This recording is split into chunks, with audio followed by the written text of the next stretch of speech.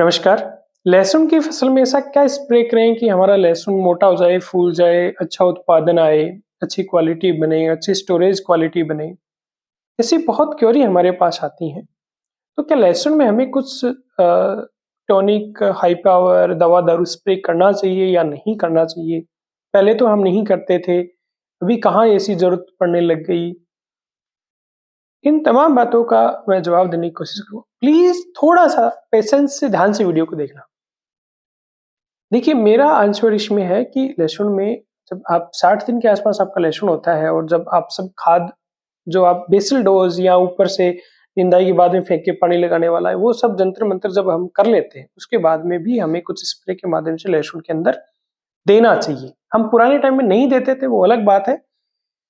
देना इसलिए चाहिए ऊपर से स्प्रे के माध्यम से, पहले मैं चीज़ क्लियर कर दूँ कि जो बेसल और जो आप निराई-गुड़ाई के टाइम के बाद में फेंक के पानी लगाते हो, वो चीज़ें देनी ही हैं।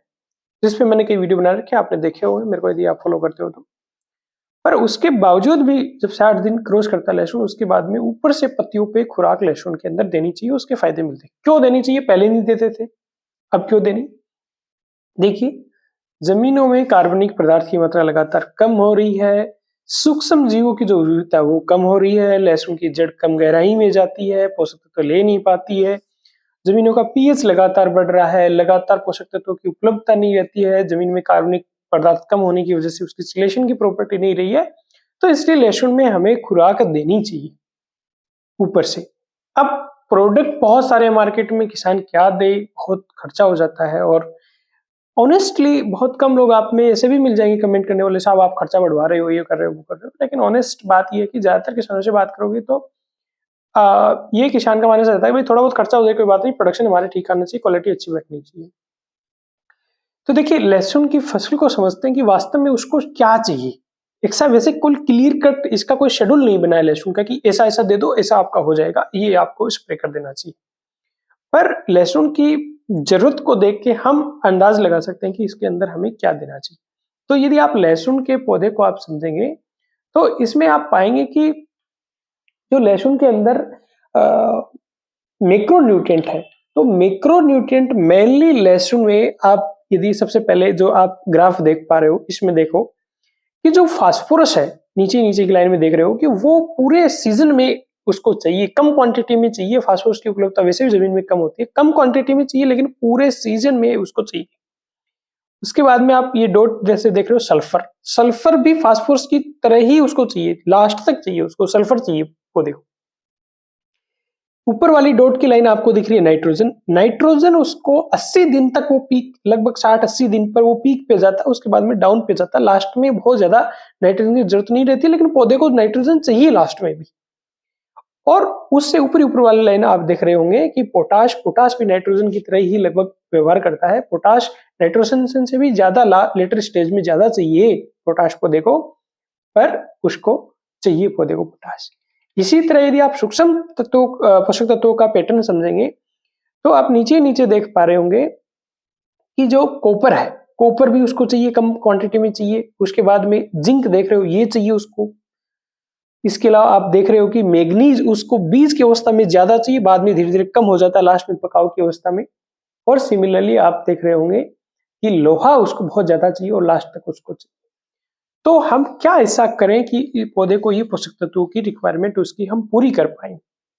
तो इसके लिए हम एक मतलब मोटा-मोटा शेड्यूल सा बना सकते हैं कि जब आपका लहसुन करीब 60 से 75 दिन के आसपास हो, तब आप एक स्प्रे उसके अंदर निकाल सकते हो और उसमें आप एनपीके 19-19-19 और ज़्यादा बेहतर होगा कि एनपीके 18-18-18 लें और 5 ग्राम प्रति लीटर के हिसाब से लेके आप उसका स्प्रे करें।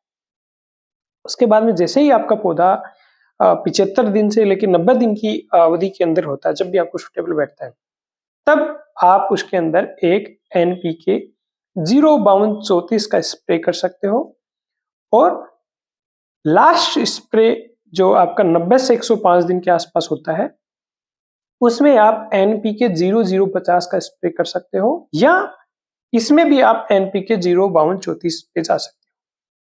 और इन तीनों स्प्रे के साथ में आपको क्या मिलाना है? सूक्ष्म पोषक तत्वों का मिश्रण। ये जो तीनों मैंने एनपीके फॉर्म बताई, इनकी 5 ग्राम प्रति लीटर मात्रा जाती है और सूक्ष्म पोषक तत्व जो आप डालेंगे वो अलग-अलग सांद्रता में आते हैं। दुकान वाला जैसा आपको बताया वैसा कर लें, लगभग वो 2-3 ग्राम प्रति लीटर के हिसाब से डल के स्प्रे होते हैं।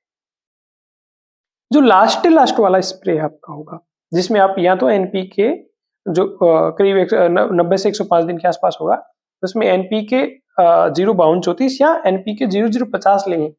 उसमें आप सूक्ष्म पोषक तत्वों का मिश्रण ना ऐड करके कई बार किसान उसमें सिर्फ बोरोन भी स्प्रे करना चाहता है ताकि आपका लहसुन का कंद फटे नहीं।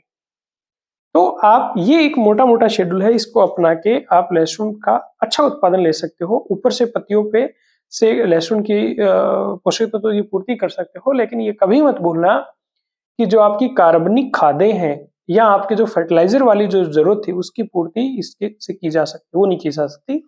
ये उसको एडिशनल उसमें उसको खुराक देने का एक तरीका है।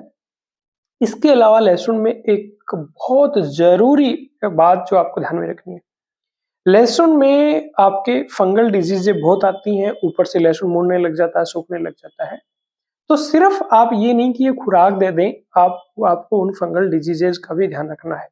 कुछ रस चूसने वाले कीड़े भी आते हैं। तो फंगल डिजीजेज को कंट्रोल करने के लिए ऐसा है कि जब बीमारी आ गई, पत्ती खराब हुई, उसके बाद में उसमें स्प्रे इतना कारगर नहीं होता। जो पत्ती खराब होनी है तो वो हो ही गई, 12 से 14 पत्ती में लहसुन पक जाएगा। जो कोई फुटान होना नहीं है, चना तो है नहीं जो फुटान हो जाएगा, सरसों है नहीं जो फुटान हो जाएगा। इसमें तो जो पत्ती गई वो गई, और ऊपर पत्ती नहीं तो नीचे गांठ बहुत अच्छी नहीं। तो इसमें इन तीनों स्प्रे के साथ में आप हल्के फंजीसाइड के ऊपर भी विचार कर सकते हो यदि आपकी बीमारी है तो। फंजीसाइड के क्या ऑप्शन है आपके पास? दुनिया भर के फंजीसाइड उपलब्ध है, पर जिस हिसाब की जो लहसुन में बीमारी आती है, डाउनी मिल्ड्यू वगैरह आती है ज्यादा, तो उसमें आप मेटालेक्जिल प्लस मेनकोजेब या एजोक्सोस्ट्रोबिन प्लस मेनकोजेब या एजोक्सोस्ट्रोबिन प्लस क्लेथोनोडिनिल या एजोक्सोस्ट्रोबिन प्लस डाइफेनाकोनाजोल, इन 4 फंजीसाइड में से कोई एक का स्प्रे कर सकते हो। आप मेटालेक्जिल प्लस मेनकोजेब से भी काम चला सकते हो। यदि आपके फंगल इन्फेक्शन नए के बराबर है तो आप सल्फर जो फंजीसाइड फॉर्म वाला आता है उसके ऊपर भी विचार कर सकते हो, क्योंकि वो आपकी एज ए फंजीसाइड भी काम करेगा और आपके एज ए न्यूट्रिएंट भी काम करेगा। होप यदि आप मेरे रेगुलर वीडियो देखते हैं तो ये चीज आपको काफी कुछ क्लियर करेगी, और आपने न्यूट्रिएंट का ध्यान रख लिया, फंगस का ध्यान रख लिया, तो रस चूसने वाले कीड़े को भी आप भूल नहीं सकते। तो इसमें जनरली थ्रिप्स वगैरह आता है, रस चूसक पर से वो पत्ती आपस में गुथ जाती है, तो उसके लिए आप एक हल्के इंसेक्टिसाइड जो रस चूसने वाले कीड़ों के लिए आप यूज करते हैं, जिसमें आपका इमिडाक्लोरपिड हो गया, इमिडा प्लस पिप्रोनिल हो गया, उसके ऊपर भी आप विचार कर सकते हैं यदि वो प्रॉब्लम आपको दिखती है तो। बहुत सारी चीजें बता दी, तो इसको मिक्सअप नहीं करना है। आप इस चीज को समझें, गुनें, और समझ में नहीं आए तो दोबारा इस चीज को देख लें। और ये जानकारी आपको ठीक लगी तो प्लीज ज्यादा से ज्यादा लोगों के साथ इसको शेयर करें ताकि किसानों को फायदा हो।